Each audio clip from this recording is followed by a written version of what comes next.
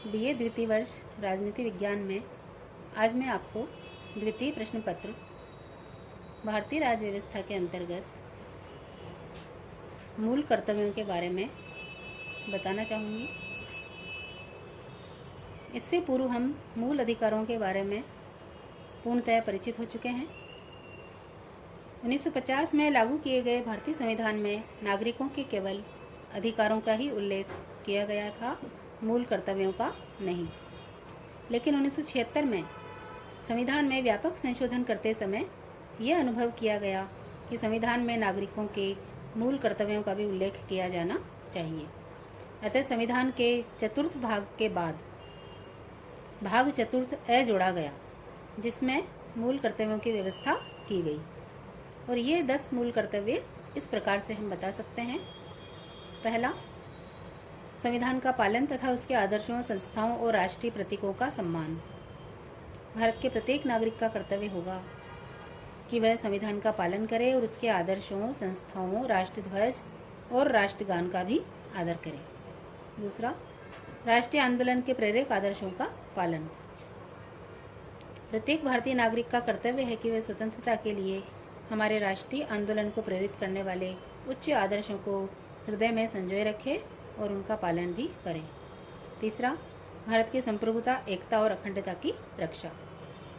प्रत्येक भारतीय नागरिक का यह कर्तव्य है कि वह भारत की एकता, संप्रभुता, अखंडता की रक्षा करेगा और उसे अक्षुण्ण बनाए रखेगा। इसे भारतीय नागरिकों के सर्वोच्च कर्तव्य की संज्ञा भी दी जा सकती है। चौथा मूल कर्तव्य है देश की रक्षा और राष्ट्र सेवा। प्रत्येक भारतीय नागरिक का यह कर्तव्य है कि वह अपने देश की रक्षा करे और बुलाए जाने पर राष्ट्र की सेवा भी करे। पांचवा, भारत के लोगों में समरसता और भ्रातृत्व की भावना का विकास।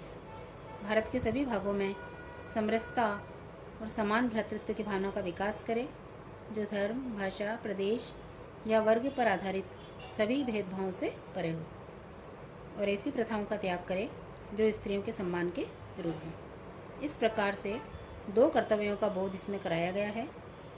पहला, समस्त नागरिकों के मध्य समरसता और भाईचारे की भावना का विकास करना, और दूसरा, स्त्रियों का सम्मान भी करना। छठा मूल कर्तव्य है समन्वित संस्कृति की गौरवशाली परंपरा की रक्षा करना। हमारी समन्वित संस्कृति की गौरवशाली परंपरा का महत्व समझे और संरक्षण करे, ये भी प्रत्येक नागरिक का कर्तव्य होगा। 7वां प्रमुख कर्तव्य है कि प्रत्येक नागरिक प्राकृतिक पर्यावरण की रक्षा करेगा, जिसके अंतर्गत वन, झील, नदी और वन्य जीव आते हैं, और उनका संवर्धन करे और प्राणी मात्र के प्रति दया भाव का रखे। 8वां मूल कर्तव्य है वैज्ञानिक दृष्टिकोण, मानववाद और ज्ञानार्जन का विकास करना। 9वां मूल कर्तव्य है सार्वजनिक संपत्ति की सुरक्षा व हिंसा से दूर रहना। प्रत्येक नागरिक का कर्तव्य है कि वैज्ञानिक दृष्टिकोण, मानववाद, ज्ञानार्जन और सुधार की भावना के साथ ही वह सार्वजनिक संपत्ति की सुरक्षा भी करे और हिंसा से दूर रहे। अब 10वें कर्तव्य पर हम आते हैं। इसमें यह कहा गया है कि व्यक्तिगत तथा सामूहिक उत्कर्ष का प्रयास किया जाएगा। यानी प्रत्येक भारतीय नागरिक का कर्तव्य है कि व्यक्तिगत व सामूहिक गतिविधियों के सभी क्षेत्रों में उत्कर्ष की ओर बढ़ने का सतत प्रयास करेगा, जिससे राष्ट्र निरंतर बढ़ते हुए प्रगति और उपलब्धि की नई ऊंचाइयों को छू सकेगा। 11वां कर्तव्य बाद में जोड़ा गया। 86वें संवैधानिक संशोधन 2002 के आधार पर अनुच्छेद 51 क को संशोधित करते हुए 11वां मूल कर्तव्य जोड़ा गया, जिसमें प्रमुख रूप से कहा गया कि माता पिता या संरक्षक का यह कर्तव्य होगा कि 6 से 14 वर्ष तक की उम्र के अपने बच्चों को शिक्षा के लिए अवसर प्रदान करेंगे। इस प्रकार से भारतीय संविधान में मूल कर्तव्यों का बहुत ही विस्तृत रूप में समावेश किया गया है, परंतु इसके साथ ही मूल कर्तव्यों संबंधी इस व्यवस्था की निम्नलिखित आधारों पर आलोचना भी की जाती है। आलोचना के कुछ बिंदु यदि हम देखें तो पहला बिंदु आता है कि कर्तव्यों के उल्लंघन पर कोई भी सजा का प्रावधान नहीं है। दूसरा, भाषा की अस्पष्टता। संविधान में वर्णित कई ऐसे मूल कर्तव्य हैं जो भी अस्पष्ट दिखाई पड़ते हैं, जैसे मानववाद, सुधार की भावना, वैज्ञानिक दृष्टिकोण, उत्कृष्टता आदि एक सामान्य जन की समझ से परे रहें। तीसरा, अत्यधिक आदर्शवादी भी इसको बोलते हैं। चौथा, शासन के अत्याचार की आशंका।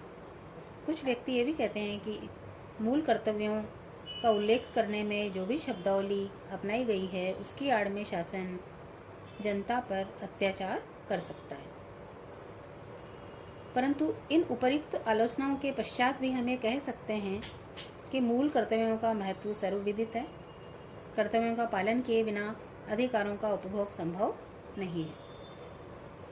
संविधान निर्माताओं ने सोचा था कि भारतीय नागरिक राष्ट्रीय आंदोलन के उच्च आदर्शों से प्रेरित है, अतः उनमें कर्तव्य बोध सदैव ही जगा रहेगा और वे अपने कर्तव्यों का पालन करेंगे। इस प्रकार से कर्तव्यों की अवहेलना की जाने पर अभी तक हालांकि किसी सजा का प्रावधान नहीं है, लेकिन संसद द्वारा इस संबंध में सजा की व्यवस्था की जा सकती है। इन कर्तव्यों का पालन करना भारत के प्रत्येक नागरिक द्वारा सर्वोच्च धर्म समझा जाना चाहिए। आज के लिए मूल अधिकारों की समाप्ति के पश्चात इस प्रकार से हम कह सकते हैं कि मूल अधिकार और मूल कर्तव्य एक दूसरे से जुड़े हुए हैं। जब हम मूल अधिकारों की बात करते हैं तो पहले हमको अपने मूल कर्तव्यों का ध्यान रखना होगा, तभी हमें अधिकारों की प्राप्ति होगी। धन्यवाद।